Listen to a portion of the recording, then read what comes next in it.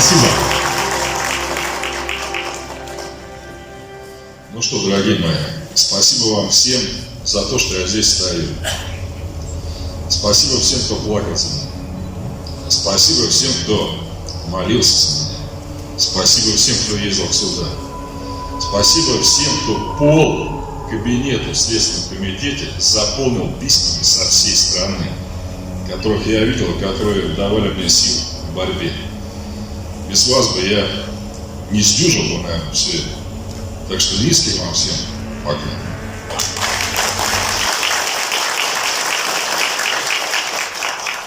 А теперь моя очередь оправдывать ваше доверие. Я могу пообещать так. Меня в том числе, как написано в приговоре, судили за то, что Платошкин боролся за установление в России социалистического общественного строя. Так вот, знаете, как в советской песне пелось? Пока я дышать умею, я буду идти вперед и бороться за восстановление советской власти, Советского Союза и социализма в нашей стране.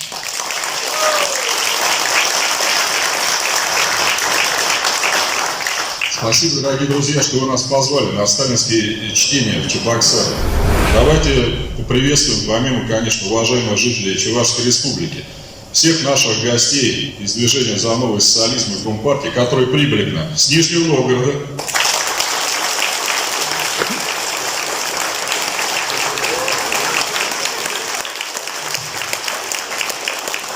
с Республики Мордовия,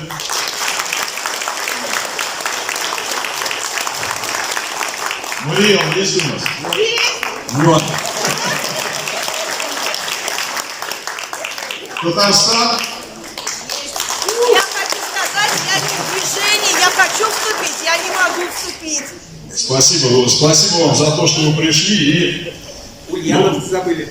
Ульянов. Родину Ленина где? Ну что, так, еще кого забыл? Все там, ну Чуваша сама. Все тогда встали. Ну, мы сюда приехали прямо с музея Василия Ивановича Чапаева, естественно, да, мы не могли его не посетить. И у нас уже родилась мысль, которую по приезду, я думаю, что вы нам дадите такой наказ, мы обратимся в Министерство обороны от имени жителей города Чебоксары, ветеранов 25-й стрелковой дивизии Советской армии, которую основал Василий Иванович, для того, чтобы присвоить одной из воинских частей в зоне специальной военной операции имя героя нашей страны Василия Ивановича Чапаева. Мы сделаем это. Ну и то, что вот говорили наши уважаемые красивые девушки и женщины из фракции КПРФ, сегодня уже мы договорились с нашим лидером КПРФ Республики Чувашия Александром Михайловичем о том, что в здании Республиканского комитета КПРФ начнет работу общественная приемная депутата Глазкова.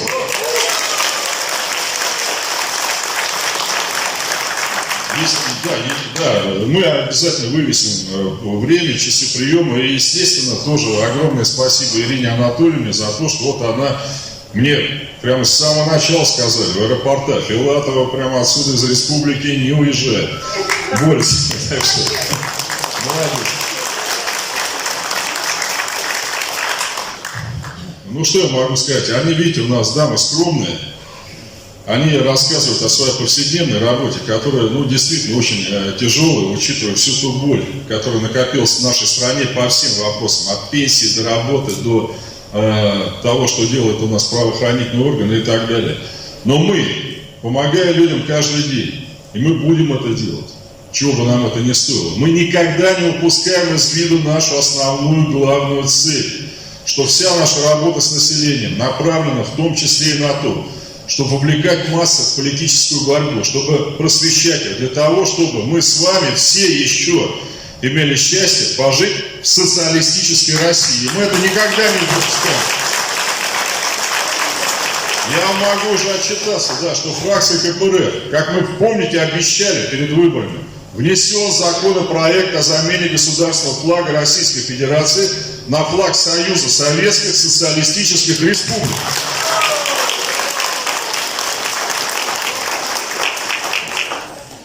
Внесен законопроект об отмене так называемого, на мой взгляд, праздника 12 июня, который у нас большинство людей даже не знает, что празднуют, на 7 ноября, который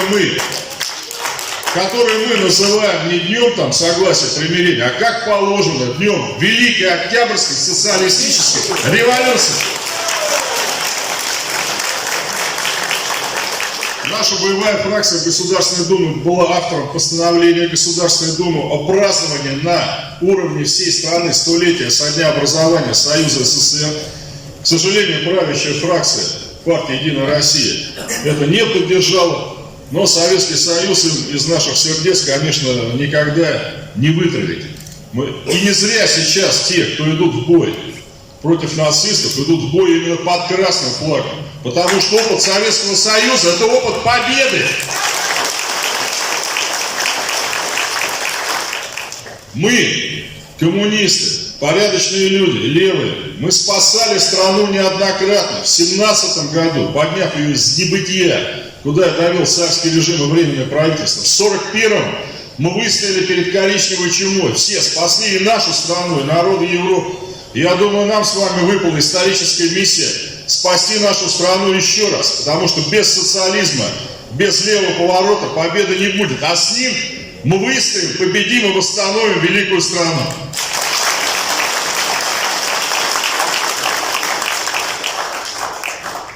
Поэтому, дорогие друзья, рассчитывайте на нас, пожалуйста. И мы без вас никто. Мы от вас питаемся, как дерево от соков нашей родной земли. Все прекрасно знают, в чем наша сила. Не в том, что нас 57 в Думе, а их там 300. В том, что народ за нами, потому что за нами историческая правда, за нами социализм.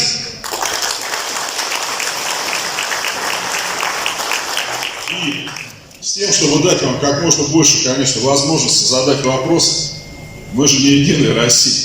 Тут даже, знаете, мне сказали: Николай Николаевич, может, какие-то вопросы, так сказать, надо подготовить. Не надо ничего готовить. Мы привыкли слушать то, что думают люди. А я в конце своего краткого импровизированного выступления хочу поделиться с вами своей мечтой. Мы все уйдем когда-то. Да. Так распорядилась природа, но человек обретает бессмертие в памяти людей. Я очень хочу, во-первых, чтобы меня помнили. И помнили так. Этот человек носил самое высокое звание на земле. Звание большевика. Вопросы, пожалуйста.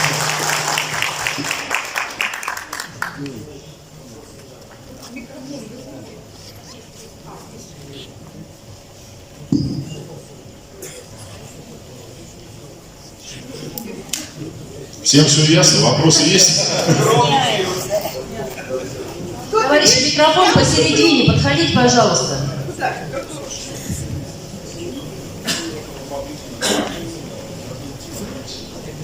Николай Николаевич, Анжелика Егоровна, как я рада здесь вас сегодня видеть. Я просто не знаю эту женщину, не запомнил просто. Ирина Анатольевна Филатова. Светлана Анатольевна? Ирина Анатольевна. Ирина Анатольевна. И Ирина Анатольевна. Рада вас всех здесь видеть, приветствовать. И что хочу сказать, во-первых, а то забуду потом. Мне потому что очень много уж лет-то. Просто я не похожа на свои года, почему-то мне все говорят. Николай Николаевич, вот вы знаете, я когда вас услышала, первым я услышала вас, потом Анжелику Егоровну. Вас обоих люблю, обожаю, просто невозможно вам благодарна, что вы появились в моей жизни, в нашей жизни. Так, теперь хочу что еще сказать. Когда я с людьми разговариваю, вот после того, как вас увидела, я сразу пошла наблюдателем, и вот с людьми разговариваю, и вы знаете, я говорю людям, люди сейчас очень отчаялись, ни во что не верят, никому не верят, и все такое прочее. Такое, в общем, пассивное настроение у людей. И такие они, как вам сказать, на власть рассержены. Вот, но я говорю, нет, сейчас у нас есть надежда. Николай Николаевич Платошкин, Анжелика Егоровна. И пока я удивляюсь вашей стойкости, то, что как несправедливо к вам отнеслись в суде, но вы стоите, вы боретесь, самое главное. И я говорю, пока Николай Николаевич будет бороться, буду поддерживать. Однозначно. я вот что не забыть, в конце не хотела бы это говорить. Теперь вот что хочу сказать. Вы знаете, я уж не знаю, кто там чего Зюганову докладывает, не докладывает, но весь народ говорит, что благодаря Платошкину, то, что появился у них Платошкин, такие выборы состоялись в 2021 году. И теперь что хочу сказать. Передайте, пожалуйста, я знаю, что вы передадите Зюганову. Почему не выдвинули Мариэл на главу администрации? Передайте ему, пожалуйста. Я знаю, что вы передадите, потому что другие, наверное, не передают. И он, наверное, не знает, что народ очень возмущается. Я сейчас очень много с народом разговариваю. Спасибо. Я сразу отвечу. Я вот, видите, в Чебоксарах я был только один раз до этого, да, Мариэл бывал очень часто, у меня там есть друзья, всегда республика была красной, в самые черные времена, понимаете, вот когда казалось бы уже все, ничего, Мариэл всегда голосовал за красных, за коммунистов, и я с вами полностью согласен. На всех выборах, и в губернатора, и в президенты обязательно, да, в 2024 году, левые силы должны выдвинуть достойных кандидатов. В 2021 году на выборах в Думу, про которые вы сказали, благодаря таким, как вы, мы в 2 раза увеличили наши голоса. И я сказал, руководство Компартии, могу повторить сейчас, это был аванс со стороны людей. Они ждут теперь, что мы окажемся верны тем обещаниям, которые мы им дали. Обещание такое еще раз, бороться за социализм. Поэтому с вами полностью согласен, будем стремиться выдвигать везде, это наша позиция. Достойных людей, никаких не технических кандидатов, знаете, да, для проформы. Нет у нас уже времени, все. Знаете, как говорил когда-то политрук Клочков, отступать некуда. Велика Россия, а некуда. Поэтому мы с вами должны бороться, и как вы себя показали на выборах в Госдуму. Да после этого я не сомневаюсь в победе. Спасибо. Тогда выдвинуть Мариэл кого-то на главу. Можно так? Нет? Подумаем. Да, пожалуйста. Да, А вот, кстати, у нас будущий товарищ Юрий Гаврилович, который будет вести прием. Вот Юрий Гаврилович? Да? Из Мариэл? Нет, а, Чебоксаров? Да. Помощник. Все, я А представить-то не надо или не надо? Мы уже все знаем, кто вы. Уважаемые депутаты Госдумы, уважаемый Николай Николаевич, у меня такие вот вопросы. Во-первых, будет ли возвращен возрастной ценз обратно до 60 лет для мужчин, для женщин 55? Сейчас, по-моему, уже сами депутаты от Единой России начинают поговаривать об этом, потому что мужчины, говорят, 65 лет выходят на пенсию, год максимум доживают и уходят в мир иной. И второй вопрос у меня такой вот.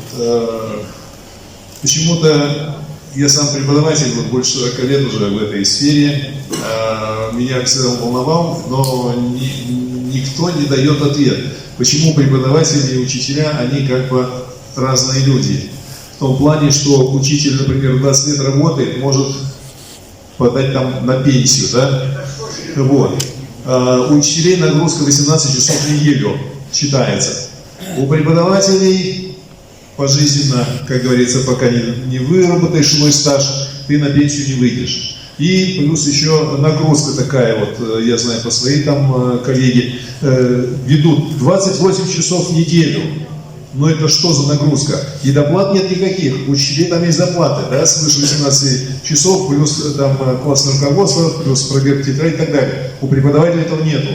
Хотя преподаватель считается, это высшая же категория. Мы готовим учителей таких же, которые потом в школах работают. Спасибо.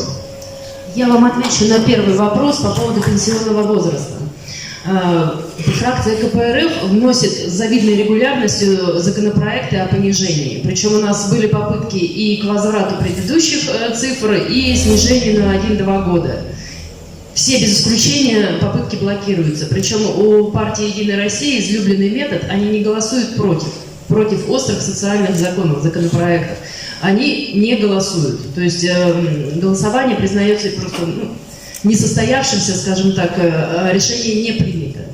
Они делают это всегда, и по минимальному размеру оплаты труда, и практически по всем социальным вопросам.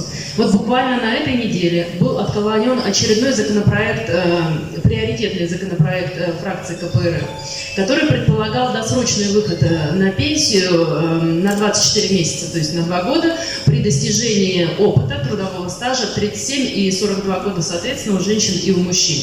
И плюс мы предлагали включать в общий трудовой стаж такие ряд острых жизненных ситуаций, через которые многие из нас проходят, как, например, отпуск по уходу за новорожденным ребенком, то есть именно вот с момента рождения до 1,5 лет, и срок нахождения, лишения свободы по незаконным приговорам суда, которые раньше были отменены, плюс служба в армии, срочный период. Та же самая ситуация. То есть законопроект более чем справедливый, более чем. Все без исключения, женщины рожают детей, мужчины ходят в армию. Ошибки нашей судебной системы, безусловно, они просто остаются в воздухе. То есть никто за это не платит, никто за это не рассчитывается. Не голосовали. А я хочу еще дополнить. Вот сейчас вы сказали, что идут разговоры. Вот мы сейчас присоединили новые территории. Наше законодательство распространяется на новые территории. И что вы думаете? Не у нас уменьшают пенсионный возраст 55-60, а у них увеличивают. У них сейчас 55-60. То есть не сразу, в течение до 32 года, но возраст у них будет такой же, как у нас. Вот ответ, понимаете? Нет бы наоборот сейчас нас к ним, да, прекрасно бы было. Все бы были довольны и сказали бы, молодец. Нет, они делают наоборот. Приехали к вам в гости, Ирина Анатольевна, она у вас постоянный, вы ее, не гость, она уже у вас своя. А мы, конечно, вот как заезжие, очень рады увидеть всех. Я, например, в юности, наверное, в 80-х годах, когда вот было такое массовое, значит, как путешествие по Волге, да, можно так сказать, вот, и я была в Чебоксарах, и когда я плавала на теплоходике, прекрасный город, замечательный, но уже прошло столько лет, что, конечно, огромное спасибо, что вы нас сегодня позвали, вот, просто вот с огромной благодарностью, очень красивый город. А самое главное, что вот такие у нас люди в нашей стране, вот просто великолепные, начиная вот от Дальнего Востока, в Сибирь, вот сейчас мы в Сибири постоянно бываем, в 2019 году мы в Дальний Восток приехали, в Хабаровский край, Поволжье, центральная часть, да, вот люди это наше все. И вот настолько вот душа болит, и вот просто настолько обидно, что намного лучше мы должны с вами жить, понимаете? Совсем другие у нас должны быть условия, зарплаты совсем другие, пенсии совсем другие. Старики наши не должны быть обделены, понимаете? Вот, то есть вот мы только в рекламе слышим, да, что у нас газ это наше достояние, на самом деле оно, в общем-то, не доходит до нас с вами. Вот это очень, очень обидно, очень печально, и, в общем-то, мы, конечно, стараемся вот всем, как только можем, конечно, стараемся людям помогать. Вот. Может, кто-то из вас знает, может, нет. Это мне сказал коммерсант, позвонив, как-то взяли у меня интервью и говорят, а вот расскажите, пожалуйста, Анжелика Егоровна, ваш феномен, вот вы, оказывается, на 4-м месте по обращению граждан в Государственной Думе. Я сама была очень удивлена, спросила, после кого? Значит, Володин, Хинштейн, Делягин, я на 4-м месте. Вот, то есть, получается, вот так, на первом, Геннадия Андреевича. И, в общем, это, не бравада, не хвастовство, да, это именно то, что, наверное, люди, они сами определяют, вот, кому, да, написать. И это, в общем-то, люди пишут от Дальнего Востока до Калининграда, обращаются, и проблемы у всех, конечно, вы их сами знаете, да, не мне вам их рассказывать, это низкие доходы и ЖКХ, и, вот все, что я сказала, и пенсии, работы нет, вот мы сейчас пришли к вам, приехали, и то же самое люди говорят, работы нет, это то же самое, что в Туве. Вот мы приезжаем, да, вот этот небольшой народ, которая, это вот практически наша последняя республика, которая пришла к нам в состав Российской Федерации в 1946 году. И вот они тоже возлагали надежды, придя к нам. А сейчас работы нет, заработка нет. Ну, это вот как один пример, потому что вот Тула, это тоже моя боль. И вот сейчас мы планируем, завтра мы едем как раз в Тулу, и мы, значит, я там несколько детских домов, ну, можно сказать, инспектирую. В общем, постоянно их посещаю, приезжаю туда к этим детишкам, вот. И сейчас мы едем, вот завтра мы едем с артистами цирка, мы едем туда показывать детям и школьникам, и с детских садов цирковое представление, потому что эти дети цирка, можно сказать, практически не видели. Транспортная доступность очень ограничена, только самолеты и дорога через Саяны, там порядка 500 километров.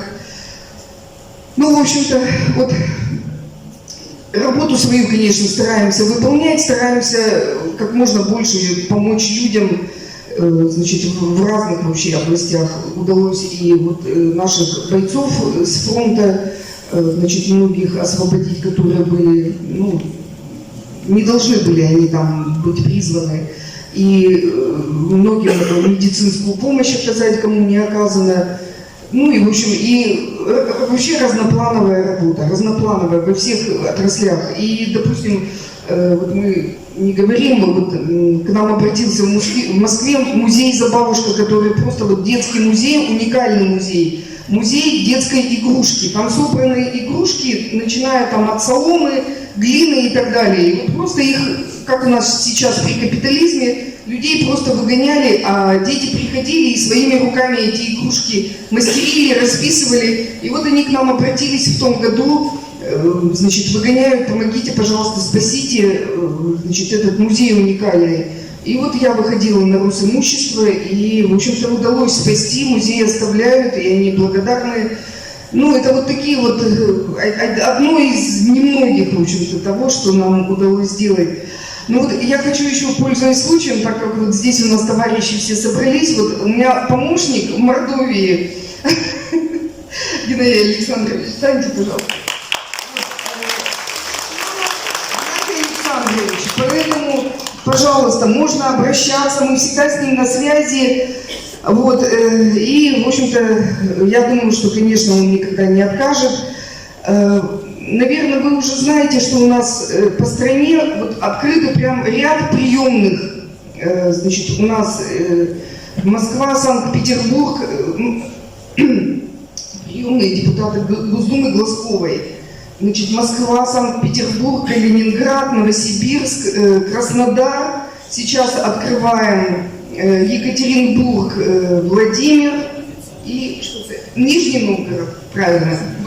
Вот у нас будет, значит, вот у нас будут представители, открываем общественные приемные. Почему мы это делаем? Это, в общем-то, не мы это делаем, это люди к нам приходят и говорят, а мы хотим открыть вашу общественную приемную. Они первые к нам и обратились. И люди сами инициативные, активные, сами находятся, говорят, вот мы готовы открыть, вот мы есть, мы будем принимать людей на общественных началах, никто им за это зарплату не платит.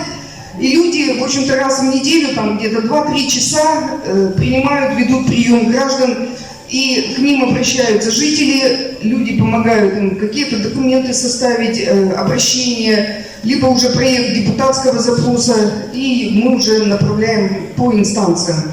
Вот так у нас работа происходит. Николай Николаевич у меня помощник в Государственной Думе. Вот. В общем-то, вы знаете, я никогда не думала, что у него такая производительность труда.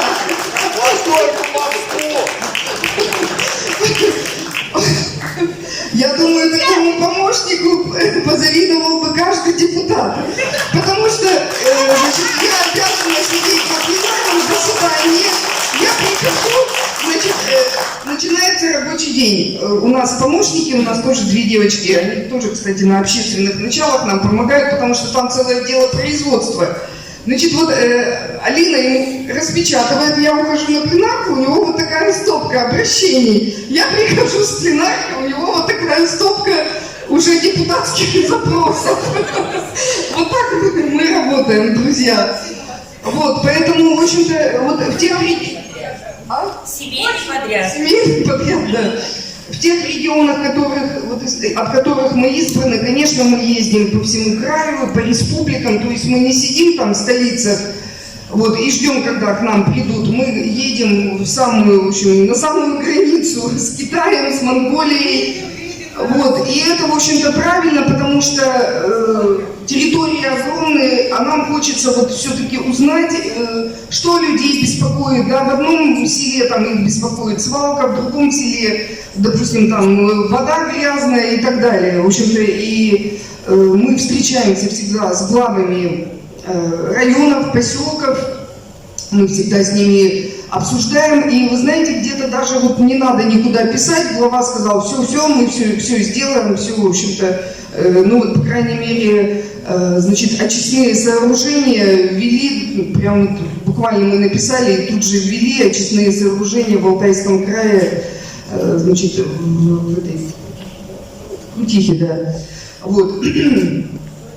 Ну, в общем-то, вот так. Друзья, я знаю, конечно, не буду я вас долго томить своими разговорами. Ирине Анатольевне передаю слово, да.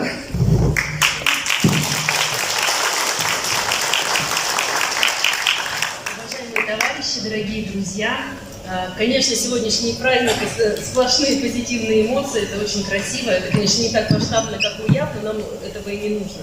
Талантливые женщины, красивые, прекрасные, которые завели всю аудиторию. Конечно. Жаль, что не было мужчин, я бы тоже станцевала. Я занималась в детстве очень много лет танцами. Я бы с удовольствием, скажем так. Что хотелось бы мне сказать? Конечно, то, что у нас вот за последние 2 недели очень много разных событий, мы, начиная с 23 февраля, много что празднуем. Очень хорошо, что у нас есть вот такая возможность, несмотря ни на что и вопреки всему. И даже вот сегодня мы смогли организовать такой красивый праздник. Ну, на мой взгляд, он не имеет никакого политического контекста, и люди, безусловно, должны получать положительные эмоции, потому что мы не можем жить постоянно в стрессе, постоянно в своих проблемах, постоянно в неизвестности. Что касается вот нашей депутатской работы, я, наверное, не буду подробно рассказывать, я здесь часто бываю. Я хотела бы, наверное, добавить, что каждый человек должен заниматься своим делом. У нас и депутаты, и не депутаты, и коммунисты, и не члены партии. Каждый имеет какое-то призвание, какую-то тягу. И каждый на своем месте может быть или юристом, или экономистом, помогать, ну, да, вплоть даже до споров по каким-то идеологическим темам у нас бывает по-разному. И у нас, соответственно, вся работа должна быть выстроена вот снизу доверху, потому что люди, которые, допустим, вот мы работаем в Москве, да, к нам немногие могут дойти. И немногие могут отправить нам свои обращения. Там, Анжелика Егоровна там на сотню их отвечает, да? Но у нас 150 с лишним миллионов сейчас в нашей стране. Поэтому общение с народом на всех уровнях крайне важно. Не все люди в состоянии себя защитить, не все знают, как это сделать. А наша задача в том числе и в этом. Не просто пытаться внести свою программу на верхний, на федеральный уровень, но и помогать людям на местах. Потому что, ну, я понимаю, что, там, допустим, губернатор несет ответственность за свой штат, за своих чиновников. Но это же невозможно контролировать несколько тысяч человек. То есть нужно к этому относиться объективно. Нужна постоянно какая-то корректировка, какая-то правка. Поэтому я вот прошу всех присутствующих, смотрите внимательно, что происходит вокруг. Очень часто беды случаются просто потому, что близкие люди либо этого не замечают, либо не понимают, что это что-то такое серьезное, чего требует вмешательства. Это касается и детей, это касается работы, это членов семьи, это кого угодно может коснуться, просто чтобы не доходило дело до трагедии. И начиная там, если вы что-то замечаете, передавайте это, пишите. У нас у всех открытые контакты. К любому из нас можно обратиться не только лично.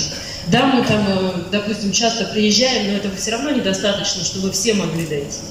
Поэтому я вас призываю просто хотя бы общаться с нашими представителями, с нашими коммунистами, не коммунистами, представителями нашего левого дружного сообщества, неважно как. Доносите беды людей, беды ваших соседей. Люди будут вам просто за это благодарны. А сейчас я бы хотела передать слово нашему дорогому гостю, которого вы все прекрасно знаете. Преступление, меня уволили с должности заведующего кафедрой, потому что, видите, я представляю, видимо, опасность для студентов, хотя до этого был несколько лет лучшим по рейтингу в университете. Значит, я вам докладываю, что мы сделали, и вообще ваша идея сама очень хороша. Я вас попрошу, нам, может быть, подготовить проект депутатского запроса по уравниванию в правах учителей и преподавателей. И если нужно какой-нибудь законопроект на этот счет, ну, за нас можете не волноваться, мы это сделаем. Что уже сделали.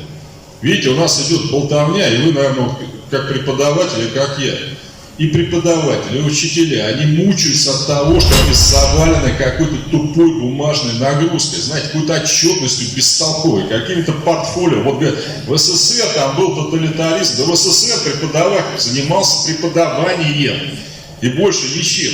У нас постоянно выходят какие-то новые указания. Поменять программу, потом поменять помененную программу и так далее. Президент при этом постоянно говорит, да, надо бюрократическую нагрузку, значит, с учителей и преподавателей снижать. На прошлой неделе мы написали запрос депутатский в Министерство образования и науки.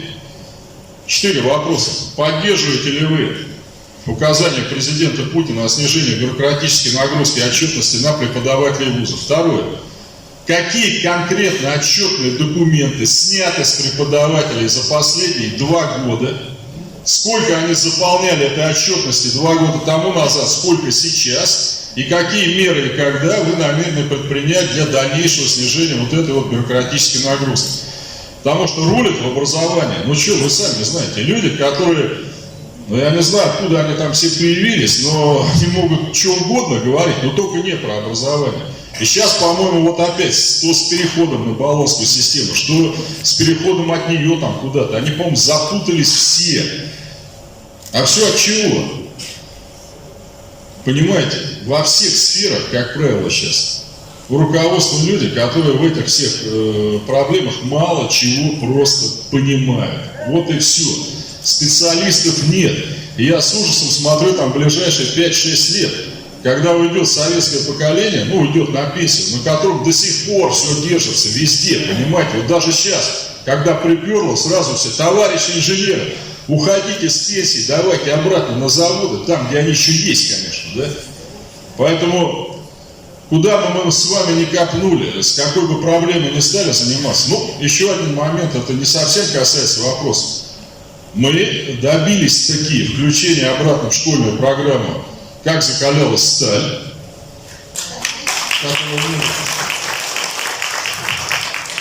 Значит, молодой гвардии. И пока мы требовали исключения из школьной программы произведения Солженицына как человека,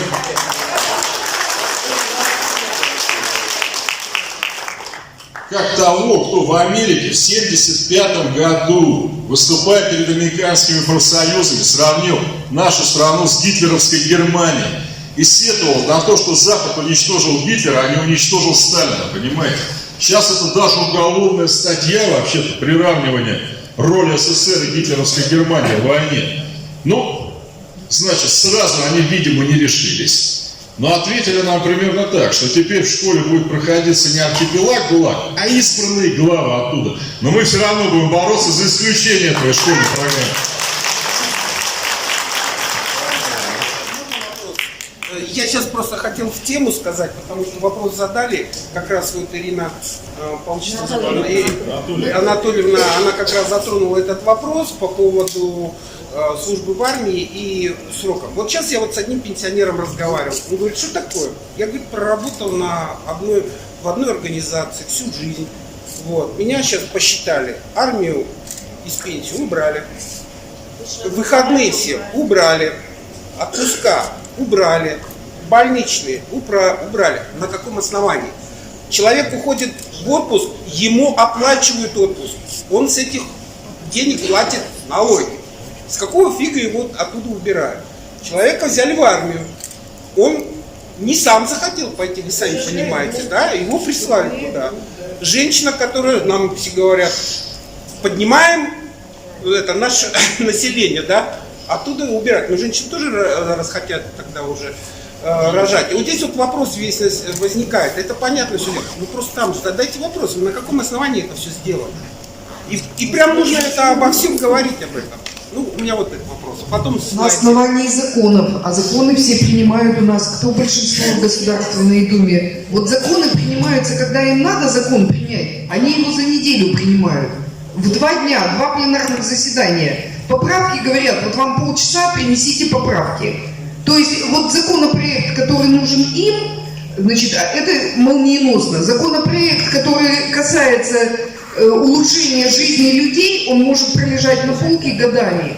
Годами, просто вот, понимаете? И поэтому вот это надо людям объяснять. Вот это ведь дело в том, что у нас вся наша жизнь, она через законы, да, существует в любой сфере. Закон такой, такой, такой, такой. Значит, законов огромная вот масса. Каждый день там десятки законопроектов на комитетах, на пленарных заседаниях и так далее. Это конвейер по законам Дума. Это конвейер. Каждый день разные вообще сферы. И все законопроекты приняты, такие, которые выгодны им, власти. И люди это, понимаете, люди нам пишут и говорят, мы не можем понять вот так же. Это нелогично, это неправильно, это не подлежит никакому вообще обоснованию. А их это не интересует. Для них это норма, принимать такие законы. И пока люди это не поймут, что почему нужно идти голосовать, да вот именно для этого.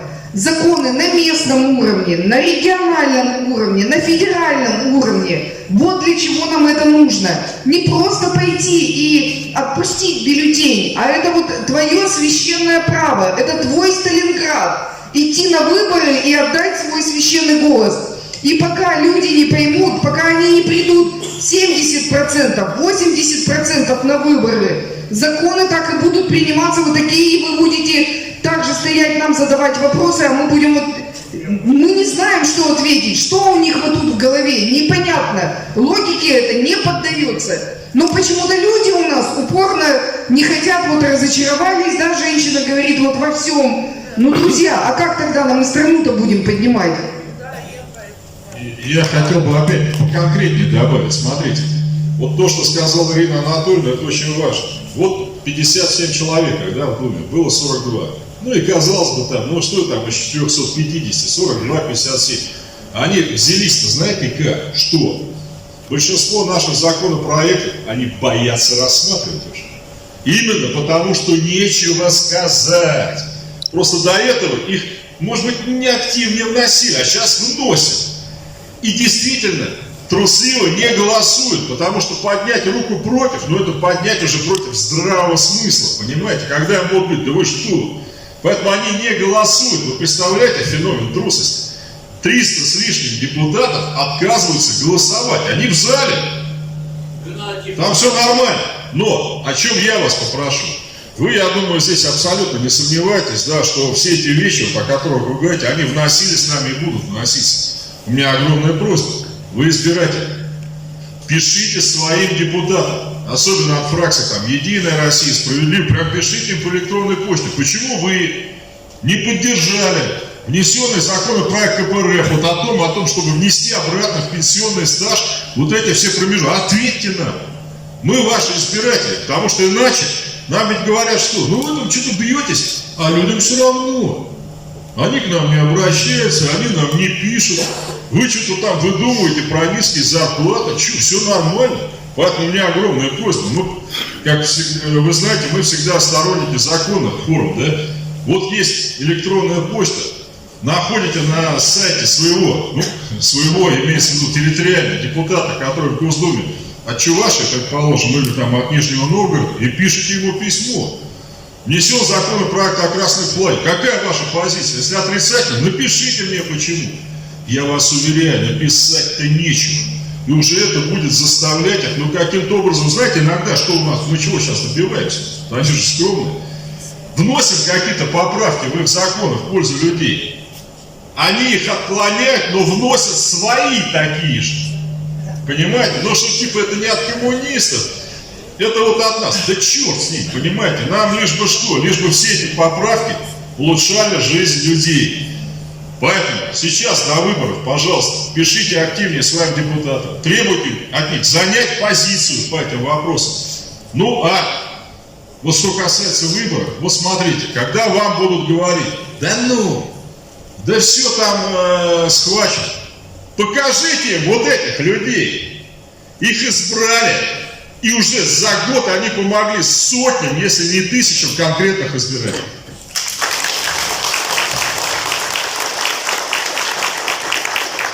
Товарищи, я кратко добавлю к тому, что говорил Николай Николаевич, он совершенно прав. По поводу того, что депутатам из «Единой России» очень многое неизвестно, как это не покажется странным. Вот буквально, наверное, недели 3 назад у меня состоялся очень интересный диалог в Государственной Думе с депутатом, с женщиной от «Единой России». Она 3-й созыв в Госдуме, первый заместитель председателя одного из комитетов. Это был день, когда они в очередной раз вот таким же фокусом заблокировали индексацию пенсии работающим пенсионерам. То есть фракция «Единой России» просто не голосовала. Все как они любят. Все остальные фракции голосовали «за», но это, как правило, около 100 голосов получается. Этого, естественно, недостаточно. Голосование признается несостоявшимся, решение не принято. И мы с ней разговаривали. Человек искренне возмущается. Что за глупости? Какая индексация пенсии? Вот у меня есть пенсия, у нас же огромная пенсия, у нас же все намного лучше, чем вообще вот там описывают, всем на все хватает. У человека даже понимания нет вообще, что происходит за пределами МКАДа, понимаете? А на 3-й созыв в Госдуме. Поэтому писать, обращаться нужно, это нужно опубличивать. Если вы не будете говорить, никто не узнает, никто просто не узнает. Тем более вы прекрасно знаете, какая у нас сейчас цензура. Все, что исходит не от партии «Единая Россия», просеивается не через одно сито, а через очень много сит.